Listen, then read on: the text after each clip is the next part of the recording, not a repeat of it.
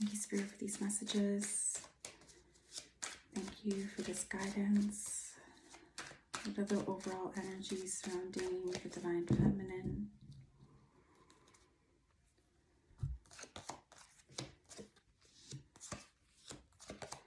Okay, so the Feminine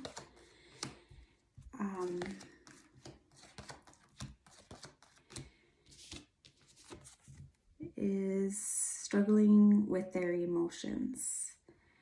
They are intuitively being guided to make a change, to take back their energy, to gather their strength, to begin focusing on their life's purpose, to begin creating that which they want. So the feminine has been putting so much emphasis on the masculine, and the masculine isn't giving a commitment. They are being very selfish, and they are just reaping the rewards of the energy that the feminine is giving, and the masculine isn't committing. So this is them indecisive, coming, going, and because of this relationship dynamic, it's affecting the feminine's emotional stability, and it's causing them to be irrational, ungrounded, and rigid, resentful, frustrated. It's creating negative emotions. Okay, so what's the guidance? Okay, so I think that what happens in these situations is the feminine gets really frustrated, and then that frustration just builds and builds and builds and builds. And unless the feminine makes a decision to to get established and to set the boundaries and to really focus on what they want, then what will happen is this will continue to nothing will change. So the masculine will continue to benefit and will still keep their guard up, and then it won't result in a commitment. It won't result in a yes. So the feminine is being guided to sit down, write out the pros and cons. You know, what are the cons of contacting the masculine? So what would the cons be? The cons would be not receiving a response and then getting upset, and because you didn't receive a response, therefore affecting your emotional well-being. The cons would be putting too much energy into the masculine and not receiving, therefore not allowing you to put your care and attention onto things that are going to manifest. So basically, it's like you are this queen, you are this strong, magnetic, vivacious, sensual, charming individual, but this energy, or you're not able to present yourself this way because of this dynamic that you have with the masculine. So basically, you're creating a delay. You're preventing yourself from having joy and happiness and bliss and and you're preventing yourself from being the authentic divine feminine.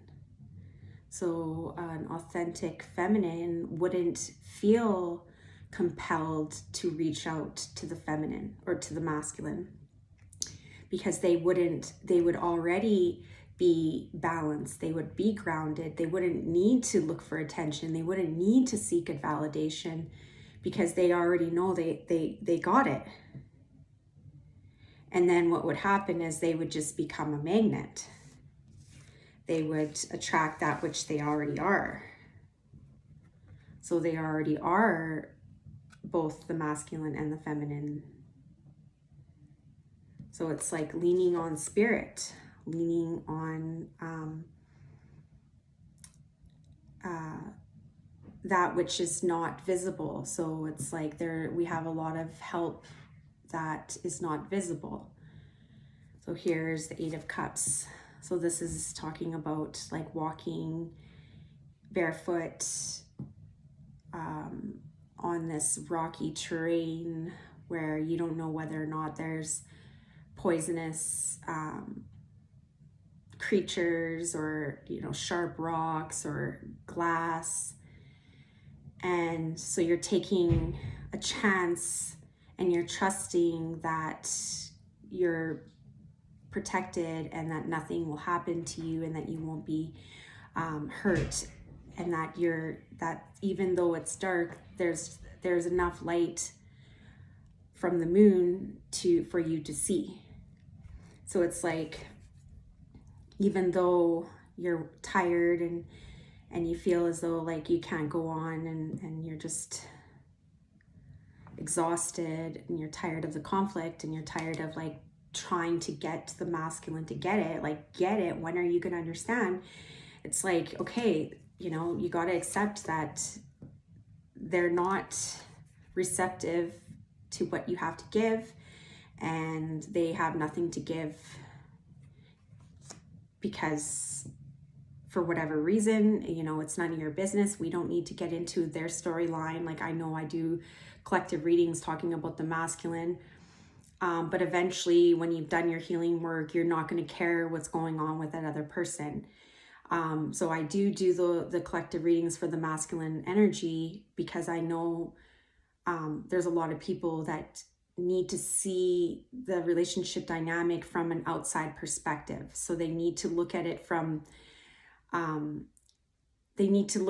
various ways so that they can process the information and then break it down and then come to their own personal realizations as to what's been happening and what they want to happen, and so that they can move forward and begin to attract what it is they want. So what do they want? So they want their wish, and the wish is to have a relationship, not just any relationship, to have a relationship with someone who gets it, someone who's like-minded and has the same beliefs and mindsets, and who's very passionate and driven and fun and outgoing, and, you know, all of those beautiful, amazing qualities. Somebody who sees you for you and who values you and shows you that they value you by investing in you. So people invest in things that they believe have value to them. So if you want a relationship, you want somebody to invest in you and invest in the relationship. And if your current love interest isn't able to do that, then Spirit is saying, like, it's time for you to change. It's time for you to, you know, be very clear and direct and straight up and communicating to the masculine, your specific person, love interest, saying, you know what, like, this is what I want, and like really, really, really, really, really stick to it. Because a lot of times what happens is it's like, you know, there's these ups and downs, this roller coaster, and it's like you get just a hint that, you know, when you start to separate, you start to take back your energy, the masculine will sense that, and then they will come back and they'll give you just enough to get you to come back, but they won't fully commit, and then you end up back at square one. So it's like, okay, like if you've been through this cycle many times, and you just keep ending back at the same spot, then it's the matter of like making a clear, direct, definitive decision to not do what you've been doing. All right. So if they keep coming and going, they're not clearly communicating. So clearly communicating, they're being dishonest, or with even withholding information can be, you know, sometimes people will withhold information or give you just enough information, and that's the form of manipulation. So it's like maybe they're not directly lying, but at the same time they're hiding. So the hiding is creating this disillusionment, creating this attachment, this hope that someday, you know, they'll come around and someday they'll realize that, you know, like realize that that you're so special, and that, you know, like that you're valuable. So if they haven't been doing that, it's like, okay, it's time for you to accept it. It's time for you to walk away and really stick to it. So this is all about loving yourself, divine love. And if you can't feel comfortable being alone, then that would mean that there's some work that you need to still do on yourself, and that you need to really take an honest inventory as to why you're hung up on this person, and why you're choosing to remain in a relationship dynamic that is not balanced.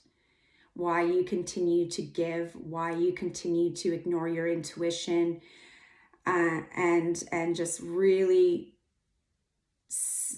get yourself settled in, and ask yourself those questions. So my suggestion is like writing in a journal, using crystals, having hot baths, getting exercise. You know, you don't have to go to the gym. You can do some light exercises at home. Going for a walk, a brisk 20-minute walk. There's many different things that you can do to bring yourself to center, bring yourself to this moment, and by doing so, you're not going to feel so impulsive. You're not going to feel so caught up and obsessed with this other person. So I hope that this reading was helpful. I give one-on-one readings via Zoom. And if you're interested in scheduling a personal reading, my information to do so is in the description. I appreciate all of you, and I love you, and we will talk to you soon. Bye-bye.